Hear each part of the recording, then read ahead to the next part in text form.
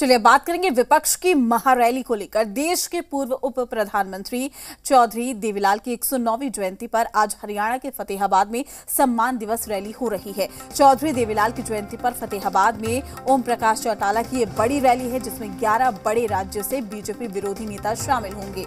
बिहार के मुख्यमंत्री Nitish Kumar, deputy CM Tejashwi Yadav के अलावा मुलायम सिंह यादव, अखिलेश यादव को भी रैली में शामिल होने का न्योता दिया गया है। इसके अलावा एनसीपी प्रमुख शरद पवार, पंजाब के पूर्व मुख्यमंत्री प्रकाश सिंह बादल, सुखबीर बादल, कर्नाटक के पूर्व मुख्यमंत्री एचडी देवेगौड़ा, जम्मू कश्मीर के पूर्व मुख्यमंत्री फारूक अब्दुल्ला, पूर्व मुख्यमंत्री गुलाम नबी आजाद, आंध्र प्रदेश के पूर्व सीएम चंद्रबाबू नायडू, तेलंगाना मुख्यमंत्री चंद्रशेखर राव और लेफ्ट नेता सीताराम येचुरी, पश्चिम बंगाल के मुख्यमंत्री ममता बनर्जी, जयंत चौधरी, महाराष्ट्र के पूर्व सीएम उद्धव ठाकरे और राजस्थान के सांसद हनुमान बेनीवाल भी रैली में शामिल होने का न्योता उनको दिया गया है। लोकसभा चुनाव 2024 के मद्देनजर इस रैली को काफी अहम माना जा रहा है, जिस पर बीजेपी की भी नजर है। तो 11 राज्यों से जुड़ेंगे बीजेपी विरोधी नेता। आपको बता दें कि तमाम लोगों को न्योता भेजा गया है। 11 राज्यों के बीजेपी विरोधी नेताओं को ये न्योता भेजा गया है, जिसमें बड़े बड़े नाम शामिल है।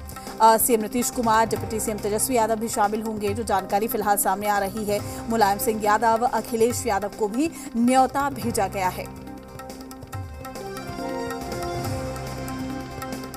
चटाई बम बहुत छूटता है, कुछ मिसफायर होते हैं, तो मिसफायर पटाखा को कितना हो जोड़िएगा तो वो छूटता नहीं है, वो फायर नहीं होता है। जनता उनको परख चुकी है, तो ऐसे मिसफायर पटाखों का, फ्यूज बल्ब की लड़ियों को सब लोग परख चुकी है कि ये सारे घोटालेबाज हैं, परिवारवादी हैं, अवसरवादी हैं। ये सारे लोग एक साथ जुट रहे हैं इसलिए कि सरकार इन पर नकेल कस रही है। इनके घोटालों के धन जब उजागर हो रहे हैं, इनको जेल जाने का नौबत है, तो ये जनता को भरमाने के लिए इस टाइप का जो है आयोजन करते हैं। आंदोलन के प्रमुख नेता और किसानों के मसीहा के रूप में पूरे राष्ट्रीय विमर्श की राजनीति में एक महत्वपूर्ण स्तंभकार रहे। तो उनके स्मृति में उनके पैतृक गांव और वर्षवार यह कार्यक्रम होता है। कोविड के दौर में नहीं हो रहा था। ऐसी स्थिति में जब देश के अंदर अधिनायकवादी ताकतें सर उठा रही हों, तो स्वाभाविक रूप से माननीय मुख्यमंत्री नीतीश कुमार जी तो पहले भी जाते रहे, तो माननीय उप मुख्यमंत्री भी जा रहे हैं और साथ ही साथ विपक्ष की दूसरी पार्टियां भी जा रही हैं। सभी विपक्षी पार्टियों की एक सम्मान दिवस रैली का आयोजन किया गया है, जिसमें आदरणीय मुख्यमंत्री श्री नीतीश कुमार जी, उप मुख्यमंत्री श्री तेजस्वी यादव जी भी शामिल होंगे। ये विपक्षी एकजुटता का आज बहुत बड़ा दिन है, जिसमें चौधरी देवीलाल जी के जयंती के अवसर पर सभी लोग जुटेंगे। विशेष सम्मान दिवस रैली का महत्व इसलिए बढ़ जाता है क्योंकि अब आदरणीय नीतीश कुमार जी भी इस विपक्षी खेमा में आ चुके। अब जैसा कि सबको पता है, आप सभी को पता है कि जो लाइक माइंडेड लोग हैं, सब लोग इकट्ठे हो रहे हैं 2024 के मिशन को लेकर के। क्योंकि जिस तरीके से अमित शाह जी, मोदी जी, भाजपा में अब कोई सिद्धांत नीति की राजनीति नहीं रह गई है। सिर्फ व्यक्तिगत और डर भय में समाज में तोड़ने की राजनीति जो इन लोगों ने शुरू की है, उसके खिलाफ विपक्षी सभी लोग हैं, एकजुट हो रहे हैं।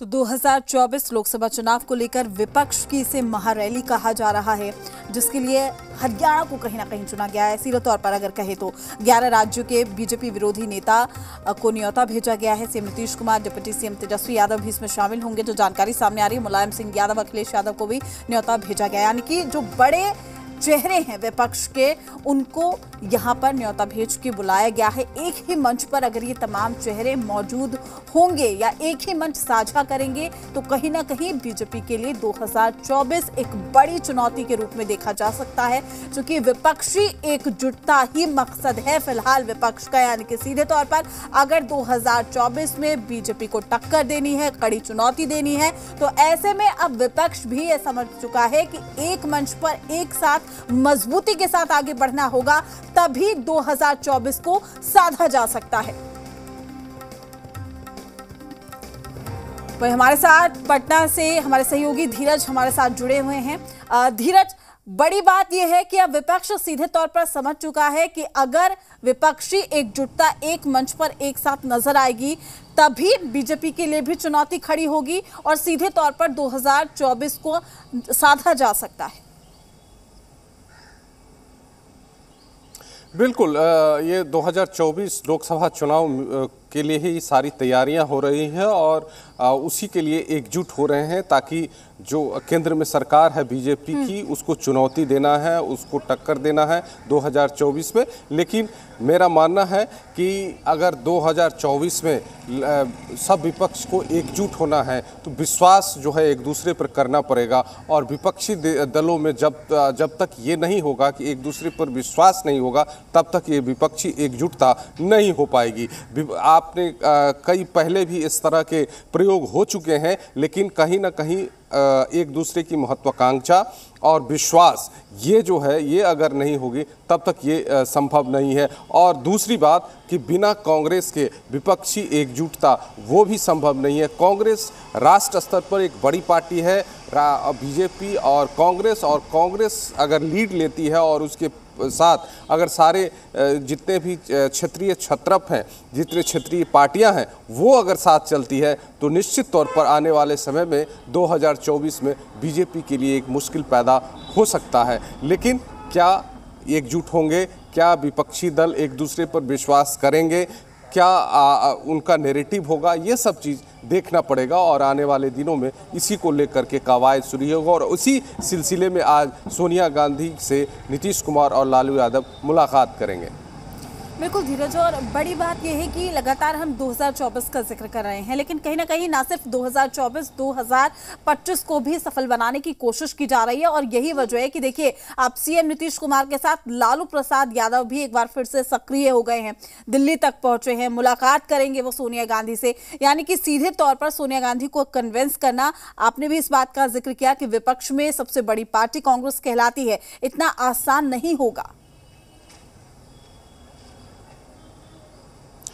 जी बिल्कुल, उसी कड़ी में एक आज मुलाकात है और आने वाले दिनों में इसी को आगे के लेकर के मुझे लगता है कि बढ़ाया जाएगा ताकि जो 2024 है उसको साधा जाए। और 2025 में जहां तक बात है, अमित शाह भी 2 दिन के दौरे पर, सीमांचल दौरे पर थे और उन्होंने बीजेपी के हर कार्यकर्ताओं से, पदाधिकारी जो हैं स्थानीय उनसे और विधायक, एमपी और जितने भी विधान पार्षद उनसे भी मीटिंग की है और एक नारा दिया है बीजेपी ने कि बीजेपी अब साथ लड़ेगी, एक साथ किसी के साथ नहीं लड़ेगी, अकेले जाएगी 2025 के चुनाव में, सबसे बड़ी पार्टी बनकर उभरने की कोशिश करेगी। और साथ में बीजेपी ही, उन्होंने भाषण में भी ये कहा कि बीजेपी के साथ आइए और बीजेपी बिहार को विकसित बनाएगी।